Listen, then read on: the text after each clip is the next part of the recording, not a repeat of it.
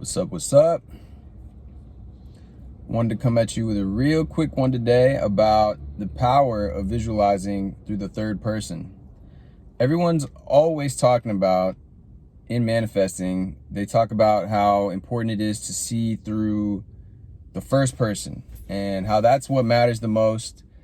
And to be honest, I kind of disagree. I kind of think that the third person, and the first person can work and it can be good, but the third person, to be able to see yourself as that new version of yourself that you're becoming, how else are you going to see, how else are you going to know what that looks like? You might know what it feels like if you do a first person visualization, but how else are you going to know how that feels unless you actually see what that new version of yourself looks like from the outside? And, you know, when we come to Tufti and these other things that other teachings that make a lot of sense, they talk about see the world, like observe yourself and reality. That's what it talks about in Transurfing. It's like, they talk about the two screens, the inner screen and the outer screen of reality, and how you, like, to really be able to powerfully manifest, you want to be able to see both screens at the same time. Now, with this, it's like, yeah, like look at yourself. And so I talked yesterday about Frederick Dodson's video.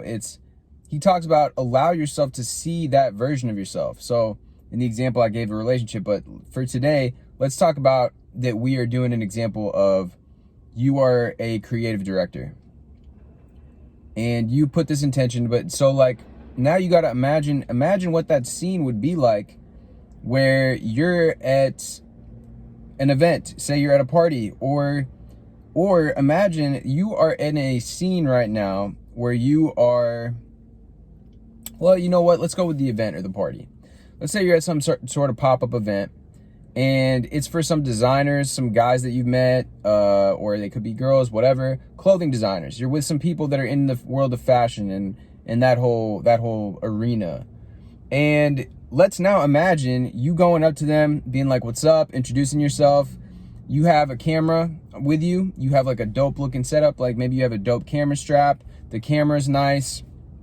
And you go up to them and and imagine this scene where you see yourself and you're engaging with these people and you're talking to these designers and you're like, yeah, man, like I'm going to get some shots, of the event.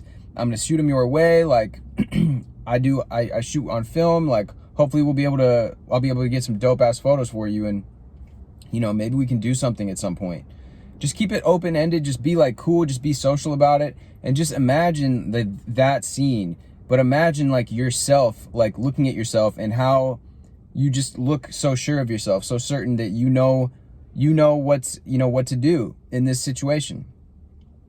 Now you could also imagine let's say there's a certain brand that you've been wanting to work with or a certain model or something like that. Imagine this scene of you now with these people. You are shooting this model in this brand, in this clothing brand that you've been wanting to work with.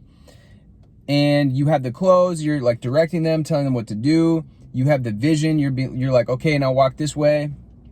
And you see that whole scene. Maybe you're out at golden hour. You imagine where you're at. Maybe you're in a parking garage like I'm in right now. Or maybe you're on, a place that you've been wanting to shoot, a place that you've been wanting to go shoot. Maybe you were imagining yourself in the scene there. Over here by campus, there's like a little creek. And it definitely would make for some cool pictures depending on, what it is. But yeah, imagine yourself in the scene and see that confident, cool version of yourself doing everything as it should be done, doing everything in the perfect way, the perfect manner, how that version carries himself.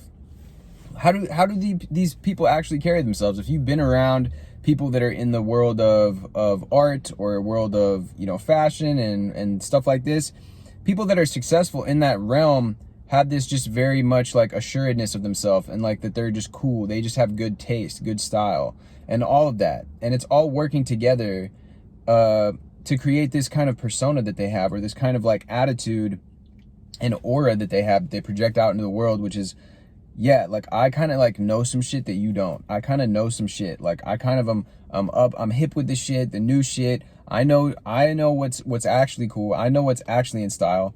a lot of people you'll see on YouTube, there's guys that do like fashion advice or men's fashion advice and stuff. And it's just like, to be honest, like, yeah, sure. If you have no idea what you're doing when it comes to style, you might benefit from watching some of these guys, but most of them don't know what the fuck they're talking about, because the current style of like what's actually fucking hot and cool, and you know, it's a mix.